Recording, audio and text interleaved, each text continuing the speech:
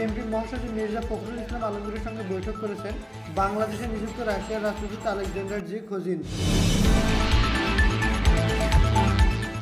বৈঠকে দেশের রাজনৈতিক পরিস্থিতি ও আসন্ন জাতীয় নির্বাচনে আলোচনা করা হয়।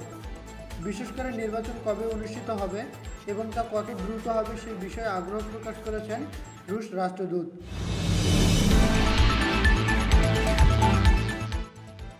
রোববার 4 মে সকালে গুলশানে বিএনপির চেয়ারপারসন রাজনৈতিক কার্যালয়ে অনুষ্ঠিত এক সংবাদ সম্মেলনে এসব তথ্য জানান বিএনপির স্থায়ী কমিটির সদস্য আমির খসরু মাহমুদ চৌধুরী।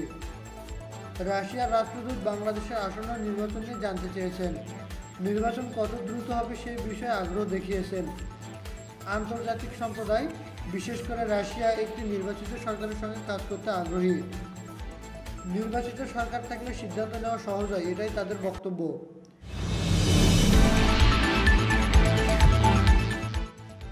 তিনি আরও বলেন, বাংলাদেশের রাজনীতিতে এখন একটা অনিশ্চয়তা বিরাজ করছে। এই অবস্থায় আন্তর্জাতিক পক্ষগুলো অপেক্ষায় রয়েছে কখন একটি গ্রহণযোগ্য নির্বাচিত সরকার ক্ষমতায় আসে। রূপপুর পারমাণবিক বিদ্যুৎ কেন্দ্র নিয়ে আলোচনা প্রসঙ্গে আমির খসরু জানান, রাশিয়া এই প্রকল্পের দ্রুত সমাপ্তি চায়। এটি একটি বড় বিনিয়োগ এবং দুই দেশের মধ্যে দীর্ঘমেয়াদী অংশীদারিত্বের প্রতীক। তবে এই প্রকল্প নিয়ে কিছু প্রশ্ন ও বিতর্ক থাকায় সেটি অন্য একটি প্রসঙ্গ বলে উল্লেখ করেন তিনি।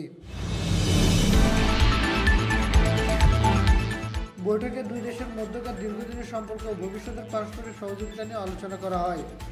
আমির খসরু বলেন, স্বাধীনতা যুদ্ধ থেকে শুরু করে আজ পর্যন্ত রাশিয়ার সঙ্গে বাংলাদেশের সম্পর্ক রয়েছে। আগামী দিনে এই সম্পর্ককে কীভাবে আরও এগিয়ে নেওয়া যায় তা নিয়েও কথা হয়েছে। বৈঠকে বিএনপির স্থায়ী কমিটির সদস্য আমির খসরু মাহমুদ ছাড়াও দলের সাংগঠনিক সম্পাদক শামা আবেদ উপস্থিত ছিলেন। রিফাতুল ইসলাম, স্কাই চ্যানেল।